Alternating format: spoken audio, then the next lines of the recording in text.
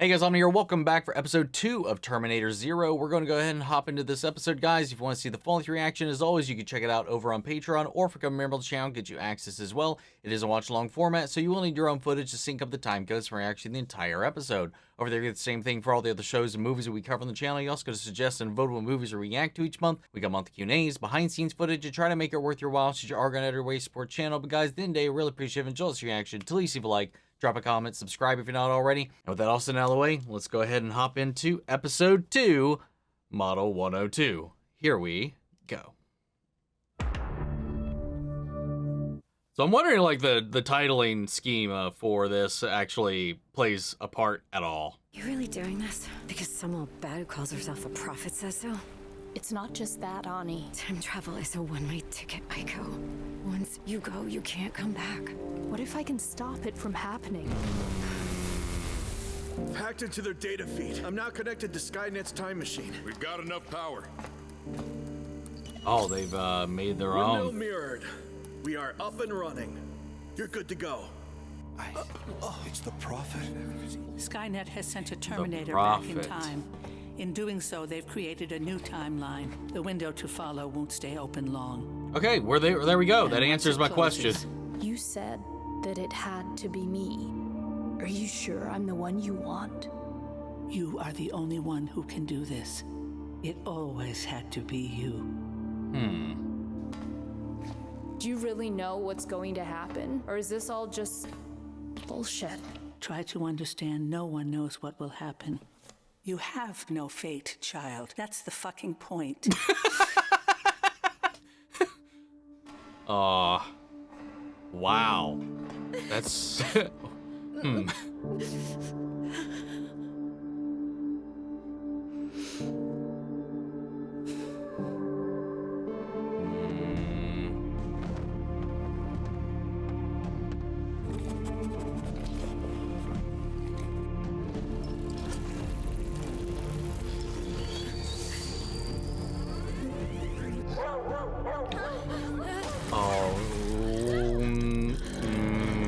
Oh God. I almost completely forgot, like, he was just outside the perimeter. Jesus Christ!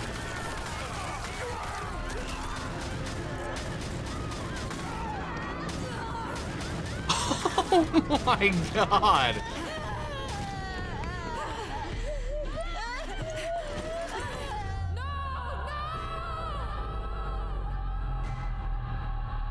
Is that gonna be the last thing she sees?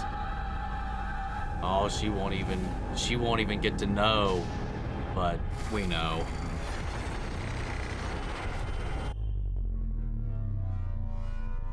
God, man, the sound design in this show is off the charts. Just keep walking, buddy. Just keep on moving. I told you it was gonna rain. Yeah, maybe we should get a hotel room. Would you stop it? We are not getting a hotel room. What?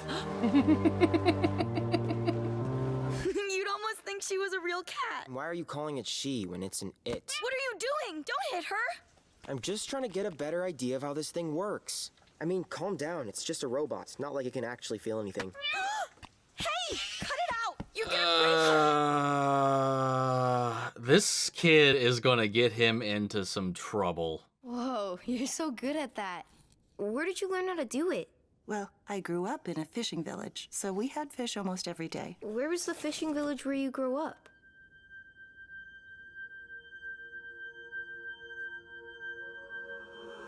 Misaki? Hey, Misaki? What the hell was that? Are you okay, Misaki? Stop that. Stop it.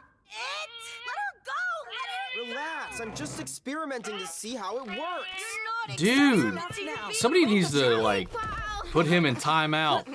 Hey, give it back. Hero, get off of me, you idiot. That really hurt. The Rika, disrespect. It's time to say goodbye to Kaneko. Your father wants me to return it to the store now, okay? No. Misaki, you were really bleeding a lot. Oh, jeez. Yeah, what the? It's a little worse than I thought it was. Obviously worse than she thought it was. Hey, Rika, come on. I just want to see its gimbals. It's no big deal. Then I'll give it right back to you. What's she so upset about? Like, I appreciate the curiosity and the ingenuity that, you know, is inspired there, but like, he needs some self-control all the same. I won't let anyone hurt you. You'll be safe with me. No. Cats were their whole thing, it seems like. Not their whole thing, but like it means a lot. Panta, you're gonna get us in trouble. Why don't you just You, shut up, dude! Kaneko? You know what? Chill! Why don't you just shut up, okay? What the shit? I mean, given in this scenario, sure, it helps because it alerts you to the fact that she ran away, Why but does she have to be so much trouble? you're one to talk, dude. You are a menace in this Wait, household. Tommy, we have to go. Oh, okay. Misaki! Hey, Misaki! What are you doing? Shut up. If you tell her, she's just gonna tell Dad, and then we're really gonna get it. Yeah, but if we don't say something, she's gonna notice that we're gone. Man, am I tired. I think I'm gonna go take a nap for a while. Yeah, I am also really tired and I need to go take a nap at the same time. Smooth.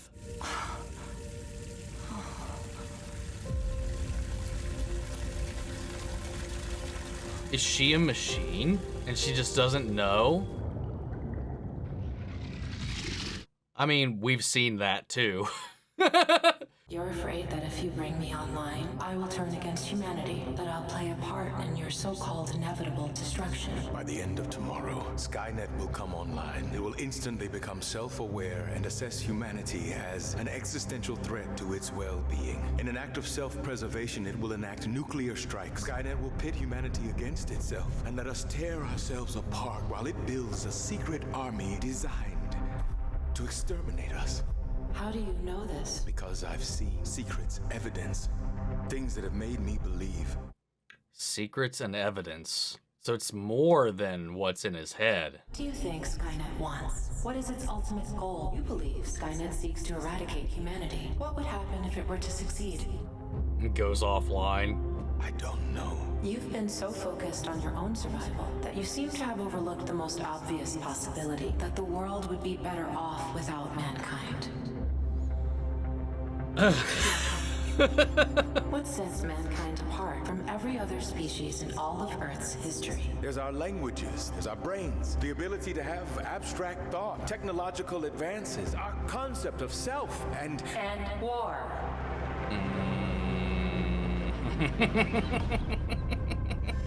Every human invention that ever was, every marvel of mankind with the potential for the betterment of the world has instantly been perverted into a weapon. Man is a warmonger, above all else. Wait, Kokoro. Your economic systems are used as weapons of oppression, but you've used your science to build the most destructive weapons the laws of physics will allow. Why this doesn't seem like this is going in a positive direction for us, for mankind, that is. God, man, the brutality of this imagery. You blame Skynet for the end of civilization, but Skynet is just another byproduct of man's natural inclination to self-destruct. You fail to see you are one species, one planet, trapped by your own sentience, unable to control yourselves. Perhaps you deserve this fate you fear. Wait! No!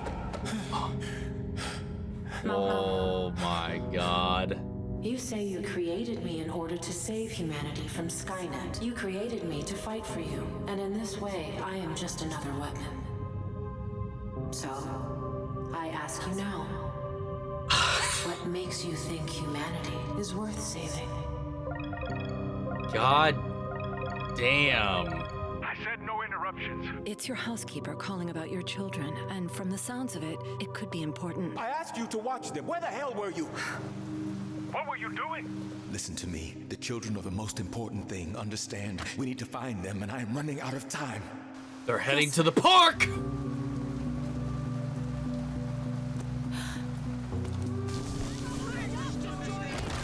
Huh. What was that about? Only the one out of that flock fell.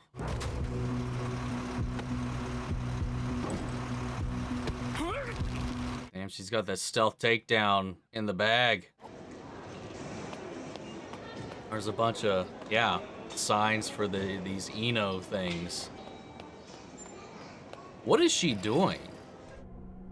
There it is. Cat Town is just up ahead.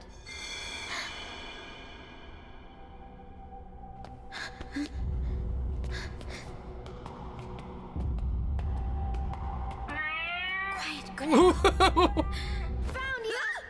Oh, okay. Thank goodness it's just We them. might find you down here. Just leave me alone. Come on, Dad's gonna be so mad.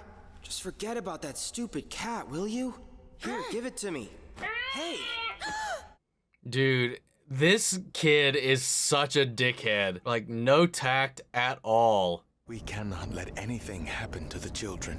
If my work at the lab doesn't yield, then it will fall on them to take over. It will be up to them to stop what... Oh, Jesus! Oh. Uh-oh.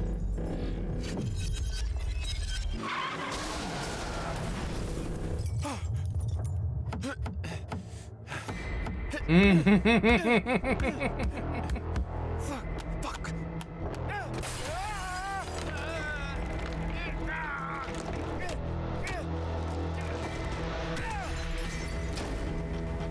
Get out of the car! Are you okay? Get away! Run! Oh! Okay, hold it right there! Knock this shit off! Look out! Freeze! Drop it! Ah, this guy's got some crazed looks on him. Ah!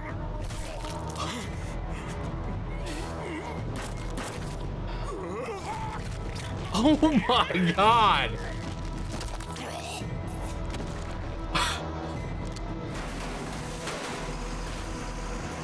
Oh. Good timing. Listen to me carefully. They're here. They've sent this thing to stop me. That means my research is right. My plan will work. I can win this. We can save everybody, but they are going to try to use the children against me. I have to go back to Kokoro now. I need to finish this, and you need to find the children. I order you, Misaki. She's gotta be a machine of his own design or something. Like, just the way he talks and then, like, the creases in her neck. And then, I don't know, it just made me think of, like, the scene, like, where the blood and wash it and then the skin peels off, revealing the metal underneath. I don't know. We didn't see that, but I feel like they were teeing that up.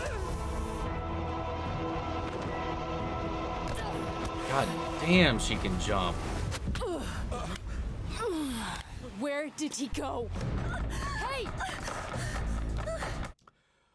Oh, if she is a machine, maybe that's why that Eno couldn't see her before. It didn't recognize her as a human, and why she wasn't popping up on its sensors as a customer.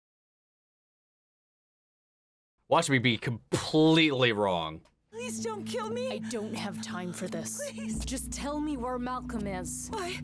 Lee's building a weapon, right? A weapon? An artificial intelligence. You mean Kokoro? But it's not a weapon. You need to bring me to him, and you need to do it now. That Terminator will go to his lab first. No one could ever break into that lab. It's heavily guarded. There are cameras everywhere. It's a fortress. So his plan, what, just make it worse? But she's trying to stop him Malcolm too. has 3 children, doesn't he? If you're right, and the Terminator can't get to Malcolm directly, the children will be its next target. That thing is going to kill them. Tell me where they are so that I can help them. I don't know where they are, but I think I know where they might be going. This is so messed up, man. I'm a little confused. Because she wants to stop the Terminator, but she also wants to stop Malcolm. It was built back in the 1950s. It was supposed to be part of a whole underground city in case the bombs came again. How do you know all that anyway? She's literally reading it. Did you guys hear that noise? God, what a dick. Except this time he's not wrong. There you are, Kaneko! Great, can we get out of here now? This place is giving me the creeps. Not yet. Oh. It's heaven. This little vandal's gonna start taking them apart. Oh shit, damn, that flew by. Oh, I got a lot of questions, man. I got a lot of questions. Because they picked up that the Terminators are targeting Malcolm, obviously, when they were, like, hacking into the systems, into their data, like, finding out who their target is. But then she shows up, saves him from this Terminator, but also wants to stop him as well from completing his project. Oh, okay. Because they were talking about, you built me as a weapon to save you from Skynet. It's designed to fight Skynet. So, like, he's under the impression, or at least he's gone into this with the intention that Kokoro will defend them, save humanity. But after this whole little spiel in their session today, definitely revealed that this thing is thinking pretty much exactly like Skynet. Like, it's just seeing all the same stuff.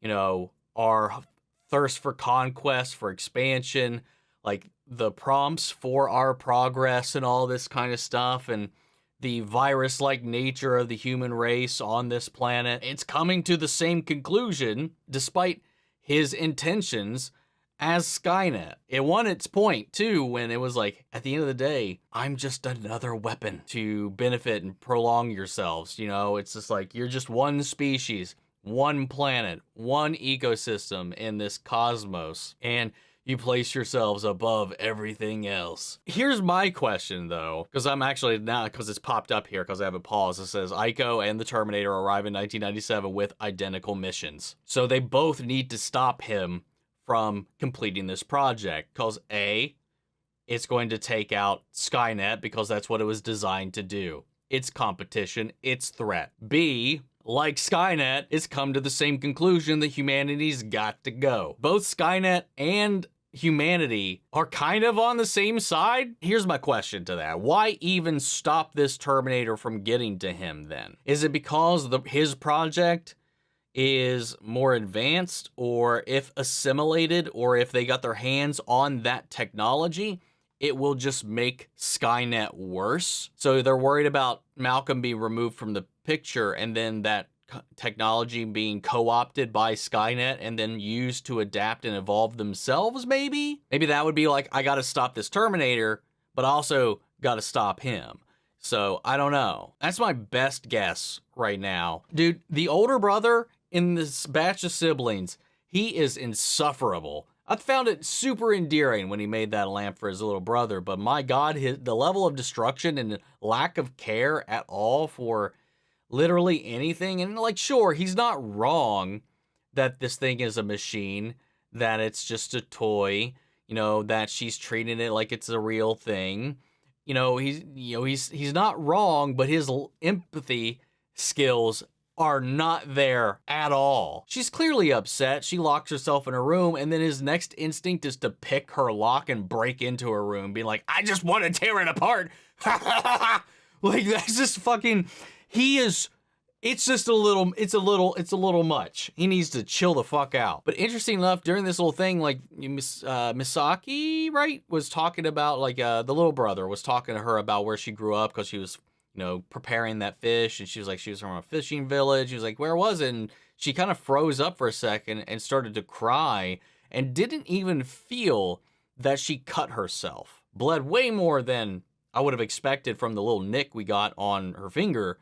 And then there was this, both sides of her neck, when she was like going to clean up, she took off her shirt or whatever. And so you could see like down her neck, from her ears to her collarbones, there was like a crease. And then when he was like, you got to find the children, I order you. And it's almost why he treats her kind of in a similar way to the older brother does, if that is the case, like his attitude towards robots or something like that, these artificial sentience.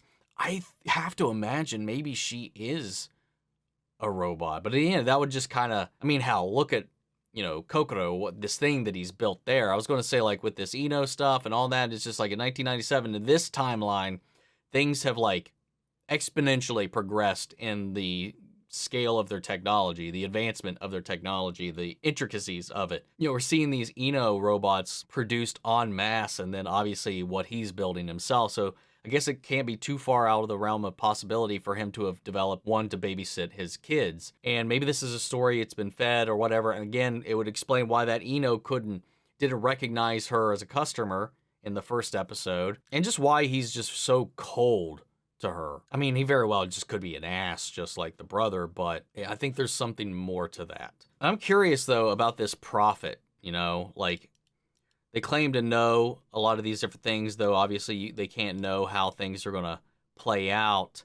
They're literally only listed as the prophet, and they have, like, I don't know, like a skin graft on their face as well. Then she says that Eiko has no fate of her own, which is why they're sending her back. She's not going to affect the flow of time if she's missing. And I love the way they're depicting the Terminator in this. Like, it's exactly how Kyle Reese described them, and I love it. Like, it doesn't have that personable element that the T-1000 has, where it infiltrates, assimilates, and disguises itself and can pretend to be a human and mimic their behavior and all that kind of stuff. This thing is just warpath. You know, the skin is just to get you past everybody's guards. I love that. And just that, because again, the way we started off this episode, I completely forgot the thing was on its way inside. It had tracked them all the way back there. It skipped my brain. And when it showed up, it was just mowing everybody down. And then obviously as Eiko was, you know, planning to leave for the greater good, sacrificing, you know, her relationships and everything else to go in the machine and try to save them all. Because again, like, you know, like it is a one-way trip. There's no coming back once you go. So she had to say her goodbyes to her lover, and her final moments before she got zapped away was seeing presumably her and that kid about to get mowed down. She didn't see it, but after everything we just saw, we know that definitely had to have happened. I'm just also wondering if that prophet is Sarah in any kind of way, because that would be interesting and that would make a lot of sense. But yeah, I don't know. I'm curious how this is going to unfold and what the truth is about Kokoro and why these things are coming together. Again, I've given my thoughts on why that might be, or at least a speculation on it, but I can't wait to see that unfold. Because that whole sequence, too, about how quickly that conversation took a turn when Malcolm was, like, going in this time around to consult again, and it just veered off course. Just imagine he just switched that thing on, and he still hasn't yet, so we'll see what's going on. He's still got faith in it, though, because he's like, that means that if they're coming back to kill me, that means that they're afraid of it. That means it works. Not exactly. You could have just very well made an even worse threat than Skynet. Something that Skynet and humanity feel the need to stop. That's wild to think about. But solid episode.